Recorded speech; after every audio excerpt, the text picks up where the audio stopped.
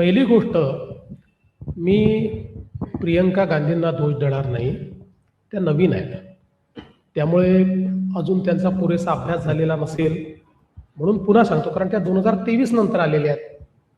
2023ला आपण ज्यावेळेस महिला आरक्षण विधेयक मंजूर केलं त्यावेळी आणि 2002चं जे काही आपलं कॉन्स्टिट्युशनल अमेंडमेंट आहे, या दोन्ही गोष्टींमुळे डिलिमिटेशन आणि सेन्सस या दोन गोष्टींशिवाय महिला आरक्षण विधेयक लागू होऊ शकत नाही.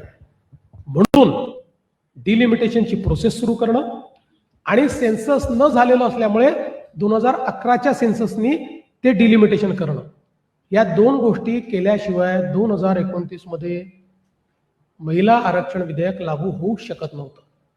हे कदाचित प्रियंकाजींना त्यांच्या लोकांनी समजावून सांगितलं नसेल म्हणून त्यांनी असा आरोप केला. दुसरं, या संपूर्ण विधेयकाशी ओबीसी जनगणनेचा कुठलाही संबंध नाही. ओबीसी जनगणना ठरलेली आहे. त्या संदर्भात जनगणना जी आहे त्याच्यामध्ये पहिला टप्पा जो आहे त्या टप्प्यामध्ये घरं आणि इतर सगळ्या गोष्टींची जनगणना होते. त्यानंतर व्यक्तींची ज्यावेळेस जनगणना होते त्यावेळी अशा पद्धतीनं जातनिहाय जनगणना पहिल्यांदा इतक्या वर्षानंतर, कारण याच्यापूर्वी सेन्ससमध्ये जातनिहाय जनगणना झालेली नाही, 2031 नंतर झालेली नाही.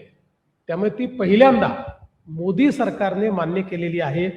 इतकं जर ओबीसींच्या बद्दल प्रेम होतं तर इतके वेळा प्रत्येक जनगणनेच्या वेळी, म्हणजे काँग्रेस सरकारच्या 50 वर्षाच्या काळात प्रत्येक जनगणनेच्या वेळी ऍटलिस्ट 2070 नंतर तर दर जनगणनेला ओबीसीची जनगणना करा असा त्या ठिकाणी आग्रह होता. काँग्रेसने तो कधीच मान्य केला नाही.